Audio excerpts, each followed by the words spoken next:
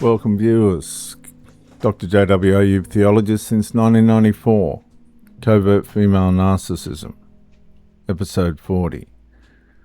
When you realize you became someone else to survive her. At first, the changes felt temporary. You told yourself you were simply adapting, trying to reduce conflict, trying to protect the relationship, trying to become easier to love. But slowly the adaptation became identity, and one day you begin recognizing something deeply unsettling. You no longer fully recognize the version of yourself surviving inside the relationship anymore. The apartment feels tense tonight, not openly hostile, just emotionally careful. You measure your words before speaking. You calculate her reactions before expressing yourself. Your body prepares for emotional consequences before honesty even leaves your mouth. And viewers, that matters, because covert female narcissistic abuse gradually trains the nervous system to prioritize emotional survival over authenticity. So over time you begin reshaping yourself around avoiding withdrawal, preventing punishment, protecting connection, preserving warmth, reducing instability, managing her emotional atmosphere until the performance slowly replaces the real person underneath it. Because viewers, love should not require you to become emotionally artificial to remain accepted. But with the covert female narcissist, eventually it does.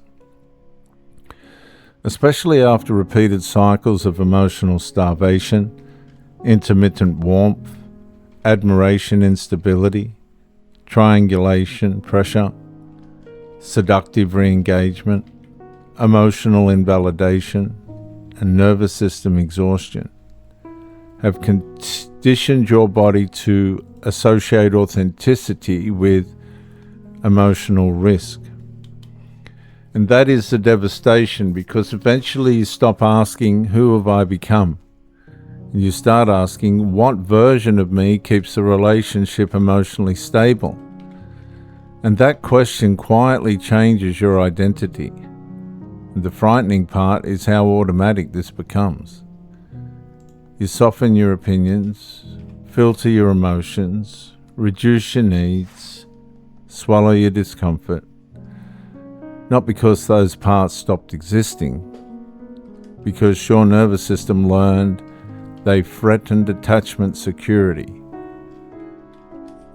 The kitchen light hums softly overhead. She barely notices the silence anymore. And someone inside that silence, somewhere, another devastating truth begins surfacing. You are slowly becoming easier to emotionally manage by abandoning the parts of yourself most likely to trigger instability. And that recognition hurts deeply, because now you can finally see how often you performed calm, how often you pretended agreement, how often you hid exhaustion, how often you betrayed your instincts, how often you silenced truth, how often survival replaced authenticity, simply to preserve emotional truth to her warmth. Viewers, love should not force your real self into hiding to protect the relationship, but eventually it does. And over time the devastation deepens even further, because eventually the false version of yourself becomes so practiced that you stop noticing how disconnected you feel internally while performing it. You smile while emotionally collapsing, agree while internally resisting, and stay emotionally available while psychologically exhausted. And that is the existential split. The hallway feels quiet. Your chest carries the weight of years spent adapting yourself around emotional instability. And suddenly something catastrophic settles quietly inside you. The relationship did not only change your behavior, it slowly trained you to emotionally abandon your authentic self in exchange for conditional acceptance. And somewhere underneath all the exhaustion, another truth finally begins returning. Healing begins the moment you stop performing survival and start rebuilding the person the trauma bond slowly taught you to hide. I'm Dr. JWA, youth theologist since 1994. Like, share, subscribe, comment to educate me, and I'll see you in the next one.